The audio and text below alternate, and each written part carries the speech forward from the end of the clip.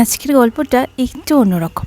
আমি অন্যান্য দিন অনেক ভালোবেসে রান্না করি, তবে আজকে রান্না করার শুরুতে ছিল প্রচণ্ড বিরক্তি, আর এর জন্য দায়ী একমাত্র আমার মা। আসলে কালকে ভেবেছিলাম সন্ধ্যেটা মুভি দেখে কাটাবো, অনেকদিন ভালো কোনো মুভি দেখা হয়নি, কিন্তু মা হঠাৎই বলে মায়ের নাকি কাল ডিনার বানানোর ইচ্ছা একটু হচ্ছে না, আমি যেন কিছু একটা বানাই। আর এটা শুনে প্রথম দিকে আমার যথেষ্ট বিরক্ত লেগেছে। তারপরে ভাবলাম ঠিক আছে, মুভি না হয় নাই দেখা হলো, রান্না করছি যখন একটা ভিডিও বানিয়ে নেওয়া যাক। রান্নার শুরুতে যেমনটা দেখলে সুইট কর্নটাকে নিয়ে আমি বয়েল করতে দিয়েছিলাম, আর সাথে টুকিটাকি সবজি ওইগুলোকেও কেটে নিয়েছি। দুটো ডিম নিয়ে সেটা ভুজিয়া বানিয়ে রেখে ফ্রিজে দেখলাম চিংড়ি মাছ আছে, তো সেটাকেও একটু লবণ, লঙ্কা গুঁড়ো, গোলমরিচ দিয়ে ম্যারিনেট করে হালকা করে ভেজে নিয়েছি। আমি চিড়ে দিয়ে একটা রেসিপি বানাচ্ছি, যার জন্য চিড়েটাকে ধুয়ে ভিজিয়ে আমি রেখে দিয়েছি। এবার ফ্রাইং প্যানে সামান্য রিফাইন তেল দিয়ে আগে থেকে কেটে রাখা রসুন কুচনো, পেঁয়াজ আর কারি পাতা ফোড়ন দিয়ে 10 থেকে 15 সেকেন্ড নাড়াচাড়া করে যে সবজিগুলো কেটেছিলাম, মানে যার মধ্যে ছিল গাজর, বিনস, ক্যাপসিকাম, টমেটো কুচনো, লঙ্কা,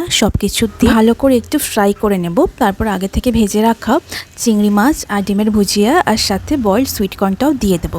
এই সব কিছু ভালো করে মিক্স করে এর মধ্যে অ্যাড করেছি আগে থেকে ভিজিয়ে রাখা চিড়ে, আর দিয়েছি পরিমাণ মতো নুন আর 2-3 রকমের সস। লাস্টে নামানোর আগে স্প্রিং অনিয়ন দিয়ে চাপা দিয়ে কিছুক্ষণ রেখে দিয়েছিলাম। চিড়ের পোলাও তো আমরা কম বেশি সবাই পছন্দ করি, তবে চিড়ের এই রেসিপিটা একদিন ট্রাই করো, ভীষণই ভালো লাগবে। আর এর মধ্যে তোমরা চিকেন, মাশরুম, পনিরও অ্যাড করতে পারো। কেমন লাগলো তোমাদের এই রেসিপিটা কমেন্ট করে কিন্তু জানিও।